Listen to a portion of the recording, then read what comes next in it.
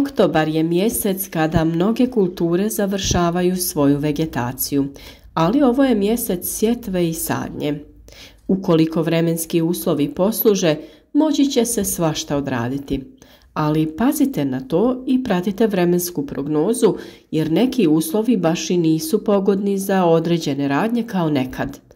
Najavljuju i dalje iznad prosječne vrućine za ovo doba godine, pa se tome treba prilagoditi, ali i iskoristiti vrijeme da se obave različiti radovi dok je lijepo vrijeme.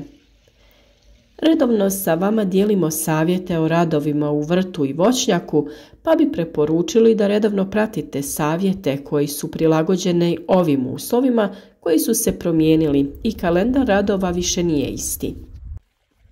Zapratite naš kanal, podržite naš rad i budite i vi još uspješniji u uzgoju voća i povrća. Oktobar je mjesec u kome niske temperature zaustavljaju rast vegetacije. Dolazi do opadanja lišća kod drveća i žbunja i do propadanja mnogih vrsta cvijeća i povrća. Pored ovakve slike završetka vegetacije, oktobar je svakako mjesec sjetve i sadnje.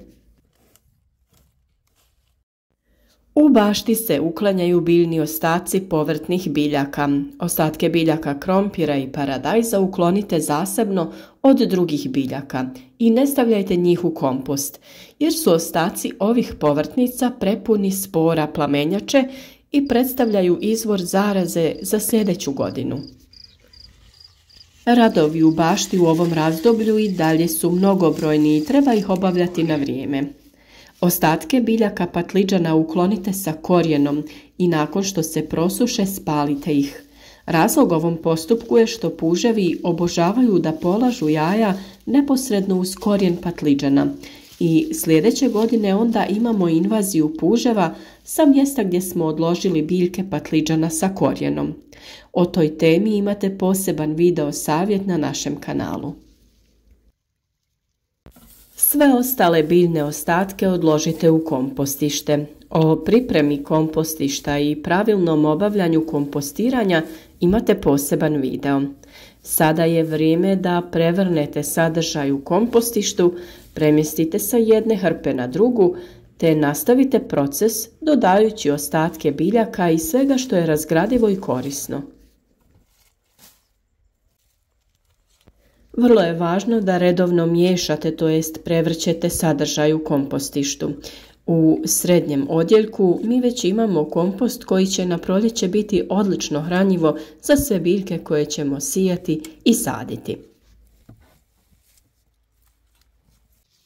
Sada je vrijeme da nastavite njegu o kelju, kelju pupčaru, poriluku, raštici i ostalom povrću koje će prezimiti u bašti. Oberite kupus i karfiola. Oko ostalih biljaka koje su još uvijek u vrtu i čekaju vrijeme za berbu, održavajte tlo bez korova, obrađujte ga i s vremena na vrijeme zalijevajte jer će temperature i dalje biti iznad prosječne. Vrijeme je i za vađenje korijenastog povrća kao što su mrkva, pastrnjak, peršun, repa, cikla i rotkva. Većina tih korijenastih vrsta kao što su pastrnjak, mrkva, peršun, celer mogu biti ostavljeni u tlu sve do proljeća. Vrlo je važno da ih zaštitite sa nekom vrstom malča poput slame, postavite deblji sloj oko njih, a prije toga možete da uklonite sve suho lišće. Na taj način će vaše biljke ostati zdrave do proljeća i moći ćete ih konzumirati tokom cijele zime. Ovo je svakako mjesec intenzivnih radova u bašti i pripreme za sljedeću sezonu. U zavisnosti od načina održavanja bašte vrši se priprema tla poput oranja, malčiranja i pravljenja gredica. Obavlja se sadnja i sjetva zimskog povrća. Nastavlja se sjetva i sadnja presadnica zimskih sorti zelene salate, sadi se crveni i bijeli luk. Još uvijek nije kasno da odradite sve te poslove. O svakoj temi pojedinačno imate poseban video savjet na našem kanalu. pravilnoj pripremi zemljišta prije sjetva i sadnje, obogaćivanju zemljišta i zaštiti od hladnoće u kasnijem periodu uzgoja. Kod sadnje crvenog luka u ovom periodu dobit ćemo tokom ranog proljeća mladi luk, a kod sadnje bijelog luka čenovi bi trebali da su krupniji jer će tada dati jače biljke. Obavlja se sada i sjetva zimskog špinata i matovilca. Krajem oktobra i početkom novembra može se u baštama na malim površinama sijati mrkva i grašak, ali uspjeh ove sjetve zavisi od vremenskih prilika tokom zime. Upravo o zimskom uzgoju graška imate poseban video savjet, pa se informirajte. Sada je vrijeme da se obave određeni poslovi u voćnjaku i vinogradu. Vrijeme je berbe kasnih zimskih sorti voćnih vrsta. Ovo je i mjesec zaštite voćnih stabala. Većina štetočina prezimljava u opalom lišću, plodovima ili pod korom drveta. Nakon opadanja lišća vrši se i sanitarna rezidba i uklanjanje slomljenih grana na kojima su uočljivi simptomi oboljenja. Uklanja se opalo lišće i plodovi iz voćnjaka jer su izvor štetočina i uzrokuju oboljenja za sljedeću godinu. Na deblo je potrebno postaviti i ljepljive trake. Ukoliko se u krošnji primijete gusjeničja gnijezda, uklonite ih. Izvršite đubrenje organskim đubrivima ili đubrivima određene formulacije koje će doprinijeti boljem odrvenjavanju ovogodišnjih prirasta. Nakon opadanja lišća obavite zimsku zaštitu. Oktobar je vrijeme sadnje voćnih sadnica. Za sadnju je potrebno dobro pripremiti parcelu i saditi kvalitetne deklarisane sadnice. Jesen je i najbolje vrijeme za kupovinu sadnog materijala. U ovom periodu se u rasadnicima nalaze spremne sadnice različitih voćnih vrsta. Mlade sadnice nakon sadnje zaštitite zaštitnom mrežom od zečeva i srna. Iako bi možda pomislili da nema potrebe, i travnjaku treba priprema za zimu. Naime, trava treba da razvije snažno korijenje i da je visine od 5 do 8 cm kako bi sa uspjehom prezimjela zimu i niske temperature.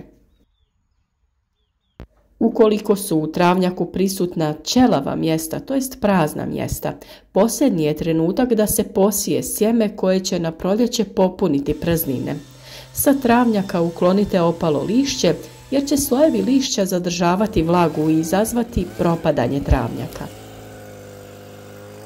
Uklonite i biljne ostatke jednogodišnjih cvjetnica i prikupite njihovo sjeme. Dane sa lijepim vremenom iskoristite da se biljke koje prezimljavaju na polju zaštite od niskih temperatura malčiranjem, umotavanjem ili na neki drugi način. Izvadite i lukovice biljaka koje ne mogu prezimiti, poput dalije ili gladiole. Dovršite sadnju lukovica, krokusa, tulipana, visibaba, narcisa, anemona i drugih vrsta. Lukovice sadite u grupama kako bi došla do izražaja sva njihova ljepota u proljeće. A sade se i ruže i ukrasni grmovi, a vrijeme je naravno i da one ruže koje imate orežete i pripremite za zimu. Oktobar je i mjesec velikih radova u ratarskoj proizvodnji. Beru se kasni hibridi kukuruza. Obavlja se oranje i sjetva mnogih žitarica. Ovo je optimalno vrijeme za sjetvu ječma i pšenice. Na parcelama treba pratiti pojavu miševa i voluharica i vršiti njihovo suzbijanje. Ovako bi uskoro trebali izgledati svi vrtovi, puni raznog zelenila i zdravog povrća, pa se nadamo da ćete uz naše savjete i vi biti uspješni i da ćete cijelu zimu uživati u izvrsnim plodovima vašeg vrta. Ukoliko vam je ovaj video bio koristan, podržite naš rad sa lajkom, ostavite komentar, pišite kako vi uzgajate različito povrće. A ukoliko zapratite naš kanal i kliknete na znak zvonca, svakako ćete dobivati obavijesti o svakom novom korisnom videu. Mnogo je još poslova pred nama, pa se nadamo da ćete se i dalje družiti s nama i razmjenjivati iskustva o uzgoju voća i povrća.